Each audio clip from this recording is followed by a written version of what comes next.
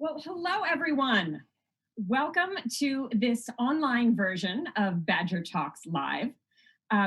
Badger Talks Live is a group of more than 350 current and former UW faculty and staff who talk all around the state of Wisconsin.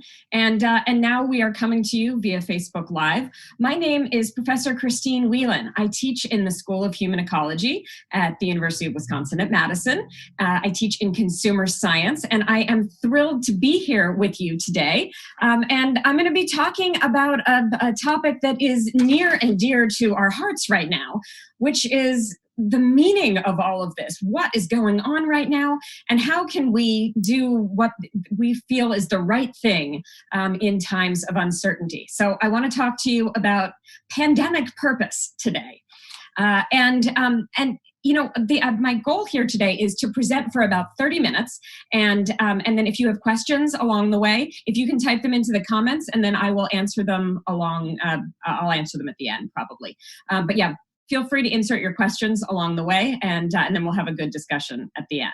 All right, so let's begin with something that I don't know about you, but I have seen all over my Facebook feed, all over my social media feed, which is this idea that if I am not using this pandemic to find my greater purpose and meaning in life, then I am wasting an incredible opportunity.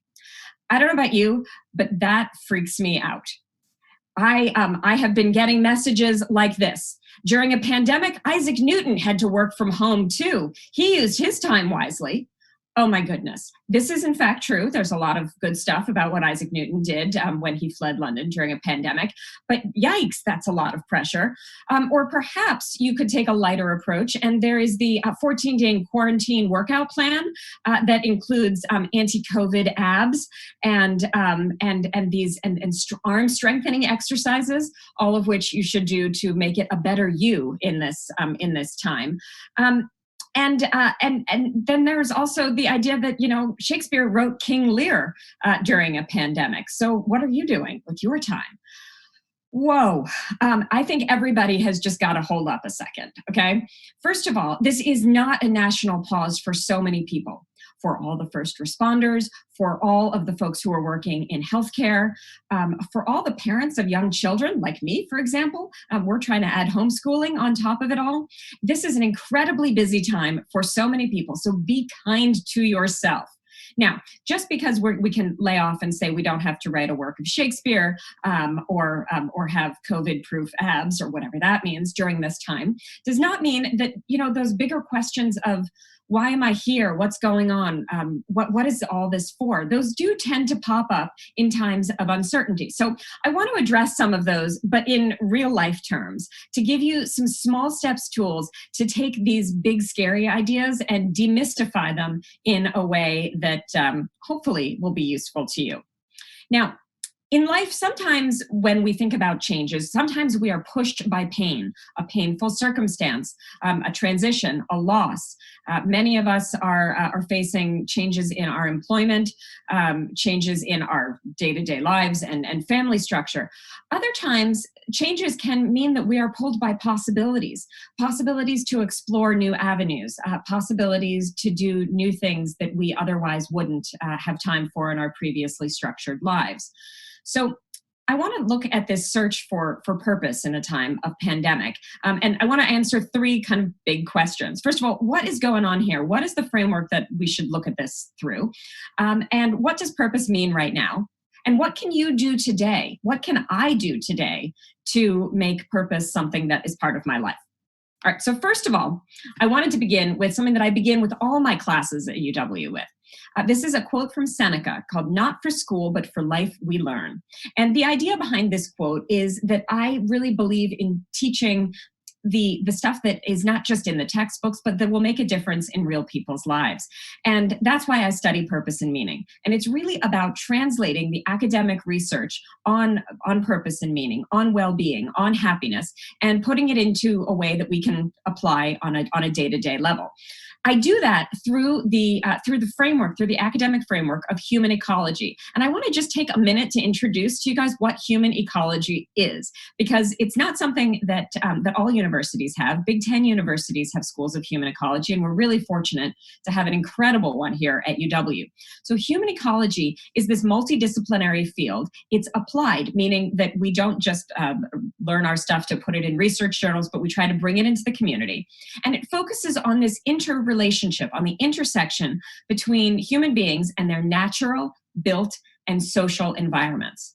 As you can imagine right now, this interconnection and understanding how we are interconnected, both as humans, with animals, with our environment, and in our social life, is more important now than ever. When we try to look at something from a human ecological perspective, any question really, we want to look at it from an eco rather than an ego perspective. Now, if you look at life from an ego perspective, you see yourself at the top of the food chain. You are more important than anybody else, and you are always wanting to do things that help me, potentially even if it's going to hurt others. When you look at the world from an eco-you perspective, you see yourself as part of this interconnected web of humanity, web with nature, and part of a larger whole. So eco-you and this concept of human ecology recognizes that you as an individual are embedded in this ever-evolving, interconnected web of life. Now, when we think about who we are and why all this is happening, thinking about life as part of a larger whole, thinking about ourselves as interconnected is really important, because I think it helps us frame these questions of purpose. So the question of who am I and what am I doing in this world, if we think about it through a human ecological perspective, has a really different tenor, and one that I think is a whole lot more useful. So I want to take a moment to define purpose. All right. Now, first of all, purpose is one of those words that's in the cultural zeitgeist, but often we don't really have a good definition for it. Some people define it as a singular life aim, like the one thing that you're supposed to do with your life. And I don't know about you, but if somebody tells me I have to come up with my singular life aim, that really freaks me out and gives me heart palpitations. So I don't want to do that. Instead, I encourage everybody to think about a purpose mindset. And I define a purpose mindset as using your gifts in keeping with your values to make a positive impact on the lives and the causes that you care most about. So using your gifts in keeping with your values to make a positive impact on the things that you care most about. Now, I'm putting up a slide here of a bricklayer working, and that's because there's a wonderful parable about purpose that I think really helps explain it, what living with a purpose mindset means quite nicely. The parable is of a traveler who came across three men working, and he asked the first one, "What are you doing?" The first guy said, "I'm putting one brick on top of the other," and that was true. Then the second guy said, "I'm building a wall," and that was also true. The third guy said, "I'm building a cathedral." And that was true as well. Now, the first man had a job, the second man had a career, the third man had a purpose. And in our lives, we are all building. We are all putting one brick on top of the other. And you know what? It often isn't glamorous, and it's often really hard work to put one brick on top of the other. Some of those bricks, especially in our personal lives right now, can seem awfully heavy. But having a sense of purpose means seeing the larger vision, seeing the larger cathedral that you're trying to build, not in a religious sense, but in a sense of building a larger whole in your life. What is that larger purpose that you are trying to act and live toward? All right, so if that's this idea of generally of purpose, you might say, fine, I'm good with purpose, but what's the research say? Why does this work? Now, the good part about purpose is that when you have a sense of purpose, you have a sense of increased agency in your life, which is an academic way of saying that you feel like you're capable of doing the good things that you want to do. And if you feel like you're empowered and able to do the things you want to do in your life, it turns out you have more life satisfaction. You're happier. So that means that then purpose is linked to all sorts of positive health outcomes, better sleep, fewer heart attacks, lower risk of premature death and dementia. It's also linked to all sorts of preventative health measures. You're more likely to embrace all sorts of ways of taking care of yourself, everything from getting a flu shot to a mammogram, and having lower levels of pro-inflammatory gene expression as well. So knowing the why behind what you do is super, super important to having all sorts of good positive outcomes in your life. You know, it's also interestingly important for you have better relationships. You live longer. And in fact, you even have more money in your pocket if you have a sense of purpose, research finds. Now, you might say, great, I am totally on board. I want to increase my purpose, but how do I do it? So here's the good news. You do not have to do anything crazy to increase your sense of purpose, and you actually can strengthen your purpose with some fairly simple steps. And that's what I want to talk about today. So remember, I'm not trying to make you into Isaac Newton or Shakespeare and do anything crazy during this time. I really do promise that I can break this down into simple steps that can help you feel more purposeful and meaningful in the day and the things that you already are doing. So here's the first step. I would like you to think about 3 of your core values that you would like to live today. Let's not think about it in your life as a whole. That gets scary right now. What core values would you like to have guide you today? I've put up a list of values. These are from this is a research-based list of values from a researcher who did this worldwide and found that these were among the universal values that people seem to identify with. Pick 3. Or you can make up your own if you want. But remember, happiness is not a value. Happiness is a byproduct of living your values. So pick 3 of these kinds of values and write down the 3 values that you would like to help guide your life today. All right. So once you write down 3 of those values, I now challenge you to write down 3 gifts that you have, 3 strengths that you would like to use today. And when I think about gifts and strengths, I don't think about things that you can do, but that you don't like to do. I think about want to skills. So things that you can do, but that you also want to do. Think about the gifts that you want to bring to your life today. Like, for example, I'm probably quite good at emptying the dishwasher, which I've been doing a lot these days. But that is not one of the gifts that I really want to highlight as using today. So think about the 3 gifts that you want to use today and take notes and write down 3 of those. All right. So you have the 3 values you want to have in your life today, the 3 gifts and strengths you want to use. The next thing I'd like you to do is to write down 3 people, groups, or causes who you would like to positively impact today. Again, let's keep it to today, all right? So who do you want to make a positive impact on? Write down 3 of those groups or individuals, and then at the end of that, you will have a group of 9 words or phrases. You'll have 3 values, you'll have 3 strengths, and you'll have 3 impact groups or people, all right? Now, the thing is, you could end the purpose statement there, but quite frankly, we're in a pandemic right now. Things are really topsy-turvy, and I want to acknowledge that. I very firmly believe that one of the main reasons why we do not live our purpose as we sort of aspire to is because we are not looking at all the reasons that hold us back. And our anxieties and our fears certainly hold us back on the path to purpose now more than ever. So today, I'd like you to think about what are the things you're afraid of today. Not existentially in life, but what are the things that you are holding you back? Maybe there are the things, like, for example, this morning, I lay there in bed thinking, really, another day of this? And for a moment, I just didn't want to get out of bed. I thought about what are the things that are holding me back? What am I afraid of? And just thinking them out loud and acknowledging them is a really empowering step towards saying the next and final thing. So write down the 3 of the anxieties that you have. If there are more than 3 anxieties, write those down too. Just write down your fears and anxieties that seem to be holding you back today.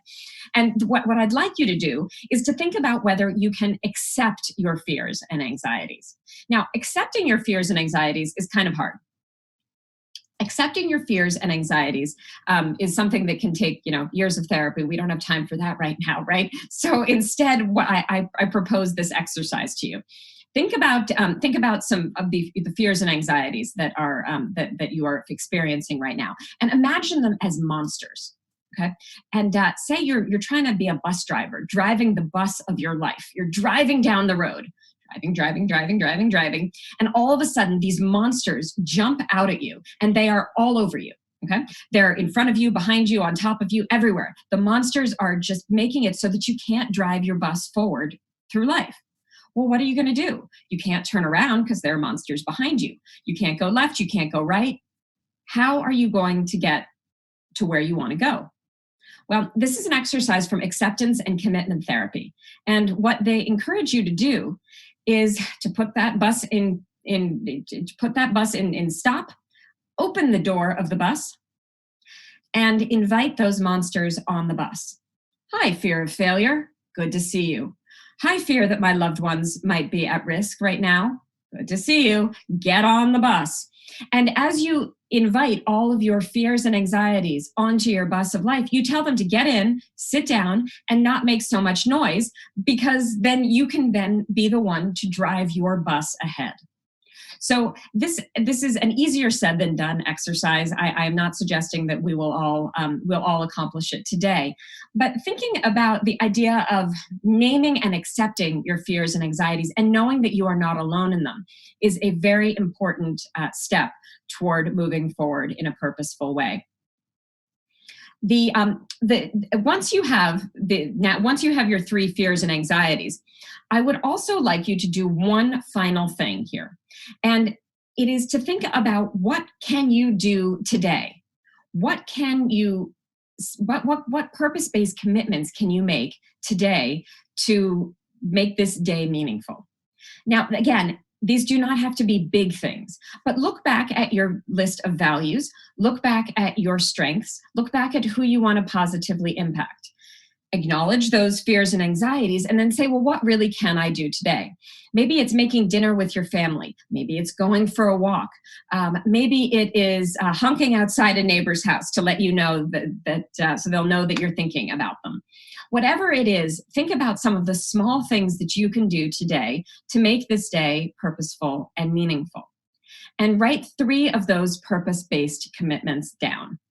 Okay? So then, at the end of all of that, you have those 3 values, 3 strengths, you have 3 impact groups or people or causes that you want to help, you have those fears and anxieties that may be holding you back, and you have 3 purpose-based commitments to take the next step today, right? Doesn't have to be big. I love this image of this fish making this leap from a smaller pond into a bigger pond, because I have always felt like this fish. Can you imagine what this fish is thinking? This fish is thinking, oh my goodness, am I going to make it? The fish is terrified, right? And we have all been terrified in our lives when our lives change around us. Again, whether we're pushed by pain or pulled by possibility, our lives can change around us.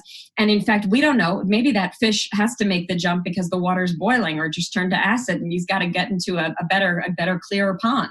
We don't know. Or maybe the fish is making the jump because the fish knows that there is something better ahead if that fish can take the risk. So yes, I've anthropomorphized this fish to no end, but we are all like this fish. All right. And when we think about living a purpose mindset, especially during times of unrest, it's okay to be as freaked out as that fish. So what I did is I put it all together. All right. And I put it together in what I'm calling my pandemic purpose statement. And I encourage all of you to do the same. So here is my version of it. I start with because I value, and then I inserted my values. All right. I will use my gifts for, and then I inserted the 3 gifts that I want to use today. And then I inserted the folks that I want to positively impact, my children, my students, and the broader public. All right. Then I said, you know what? I'm going to have to accept my fears and anxieties. And boy, howdy, do I have fears and anxieties, right? I mean, especially right now. Am I being helpful enough? Am I doing as much as I can? I'm fearing for my loved ones. Am I good enough? But still today, I'm making conscious, purpose-based commitments to do what I can. And I just want you to see, these are not Herculean tasks, but I'm gonna make a baked potato bar tonight for my kids, one of our favorite family meals. You know, everybody gets to help themselves to all the toppings. We're gonna take a bike ride later because it's sunny outside. And I'm gonna continue to check in with my students in my Consuming Happiness class at UW to make sure that they're doing okay along the way as well. So I encourage you to do a purpose statement like this yourself. I've been trying to do it every day, and it really helps because each day I think I'm going to use some different values. I want to use some different gifts. I want to mix it up. Some days I'm anxious about some things more than others. My family is in New York City, and so I'm often anxious about reports from my family and friends there. And then I try to make these purpose-based commitments to do fun things with those that I care about most in the ways that I can right now. One other exercise that I use in conjunction with this is an exercise that a wonderful mentor of mine, Willow Harth, suggested, and it's called a modified tongue glen exercise, and it's a modified tongue glen meditation, really. The idea is you think about all the things that are making you anxious, and you can list those as we've done in this exercise, and then think about all the things that you would like to feel instead of that anxiety. Now, think of the emotions, the feelings in your body, and the outcomes that you would like to have. And so you think about the anxieties and the tough part, and the emotions and the thing that you would like to feel and do. All right. Then when you think, what the exercise is to breathe in, and you breathe in all of the anxieties, all of the tough stuff. You breathe it all in. And as you breathe it in, you realize that you are not alone in feeling those. If you're worried about your loved ones, if you're worried about your own health, if you're worried about the state of the world right now, you are not alone. Breathe it in, knowing that you have those anxieties like so many millions and millions of other people right now. Breathe it in. And then as you breathe out the feelings and the wishes that you have for yourself, but also for everybody else who is feeling this way. Breathe in all those anxieties that you and so many others are feeling. And breathe out the feelings that you want for yourself and for so many others. This is a wonderful way of showing the interconnectedness of all of us, really embracing that human ecological way of thinking about things, but also acknowledging that you are not alone in the anxieties that we have. And it's a way of feeling some agency and empowerment that we can live purposefully. And we don't have to push these anxieties and fears aside and push them under the rug, that we can live purposefully and powerfully together. So if you're looking for some ideas on how to, embrace purpose in this pandemic, the first one that I really recommend is that daily purpose statement that I showed you, and that I will show you again in just a minute. I also would encourage you to do a time diary. A good friend and colleague of mine, Laura Vanderkam, wrote a wonderful book called 168 Hours. You have more time than you think. And she is the queen of time diaries. And you, in fact, can print out a free one if you go to her website. But I have done time diaries with her model many, many times. I am thinking I need to do a new one right now because everything has gone so topsy-turvy, working from home and not being able to socialize in the same way we were used to. These are all things that change how we spend our time. Doing a time diary is a great way to see what you are actually doing and then see how you're spending your time and how you can spend time more in keeping with your values, more in keeping with the things that are meaningful to you. Now, this is not a guilt trip at all if you're spending a lot more time watching TV or like me, eating bags and bags of popcorn.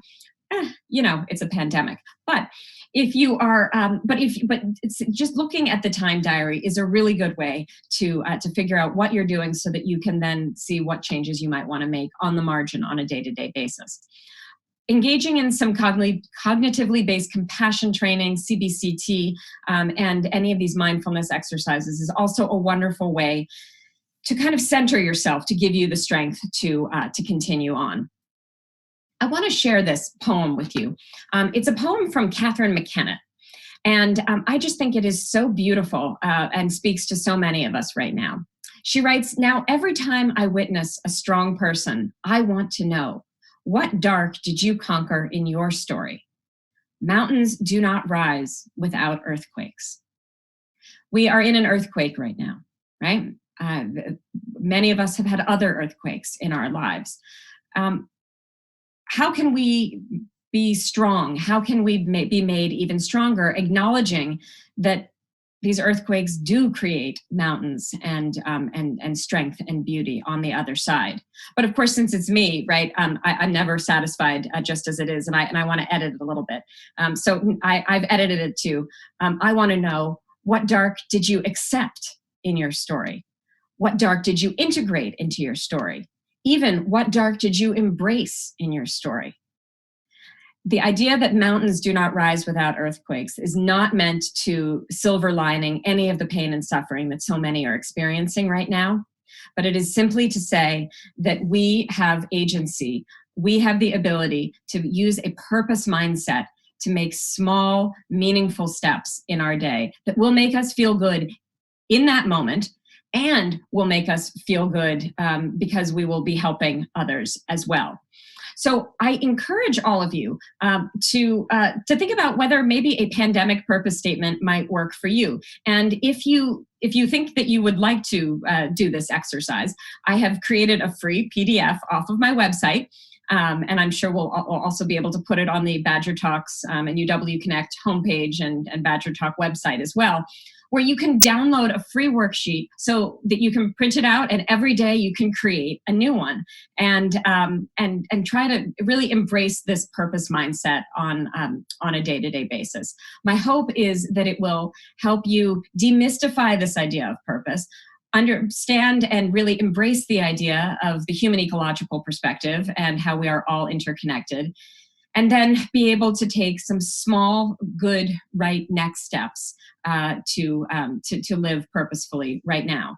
As I was watching TV with my kids, I saw Frozen 2 for the second, third, fifth time recently, and I really loved the line from Anna in Frozen 2, where she sings that when everything seems to be falling apart around you, what's really important is to think about what is the next right thing to do, and do that next right thing.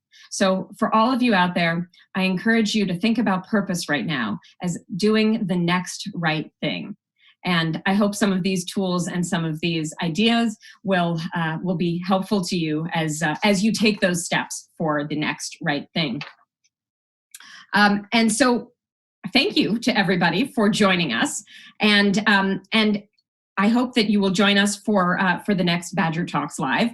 You can visit badgertalks.wisc.edu for the complete schedule of Badger Talks Live and all the live talks, and for a link to YouTube where all of these talks are going to be saved and closed captioned. So thank you, and really be well.